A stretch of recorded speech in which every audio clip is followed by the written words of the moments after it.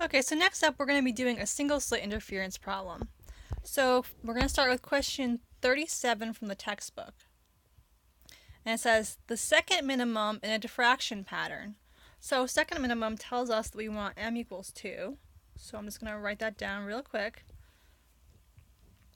So the second minimum in the diffraction pattern of a 0.10 millimeter wide slit. So this means that our A value, our slit width, is going to be 0.10 millimeters. Occurs at 0.70 degrees. So theta for the second minimum is going to be 0.70 degrees.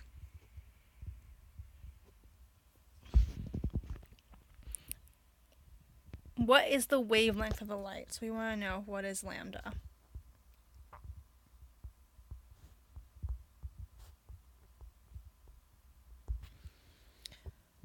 So again, we have a second minimum, and the slit width is 0.10 millimeters, and our angle for the second minimum is 0.70 degrees, and we're looking for the wavelength of light. So the next thing we're going to do is, we know this is single slit interference, so we're going to want to look at our single slit equations that Mr. Dudish gave us. And let's take a peek real quick.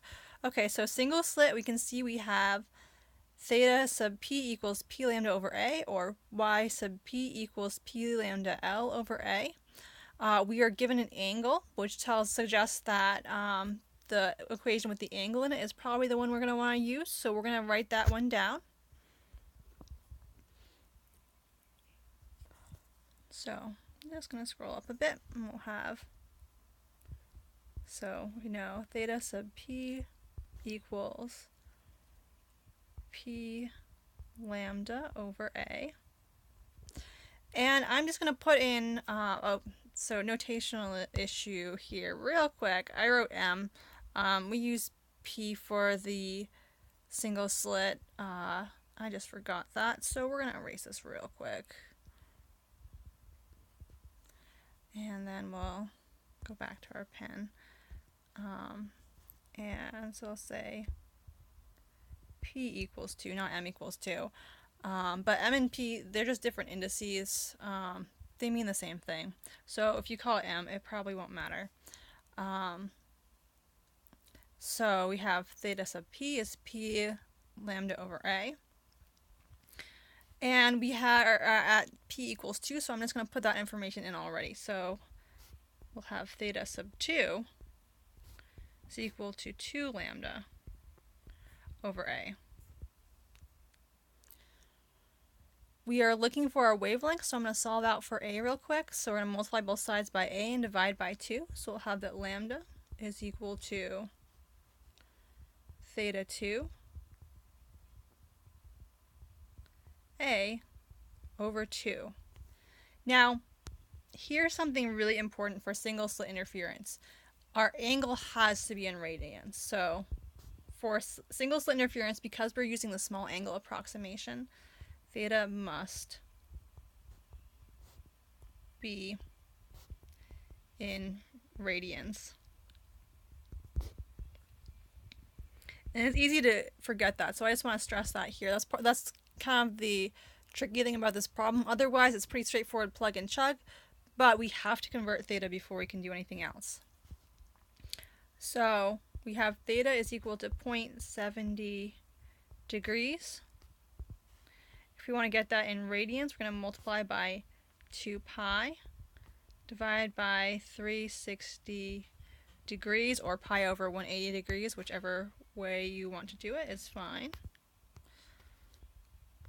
And when we do that, we get 0.0122173 radians. So now it's just time to plug things in. So we have that lambda is equal to theta 2a over 2, which is going to be equal to, we had 0.0122173 radians, and I'm just going to drop the radians because we don't need to keep that in there. And then we had 0.10 millimeters, so that's going to be 1.0 times 10 to the minus 4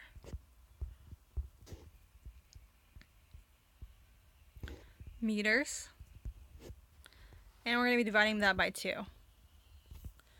So from here, it's just a matter of plugging things into our calculator, and we'll get that lambda is equal to 6.10865 times 10 to the minus 7 meters. So this didn't come out to be a nice number, so we have to think a little bit about sig figs.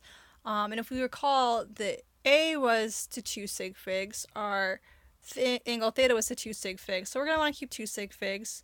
So that would be 6.1 times 10 to the minus 7th. Or if we want to write it as nanometers, it would be lambda is equal to 610 nanometers.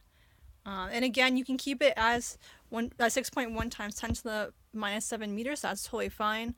But if you like nanometers, you can convert it that way as well.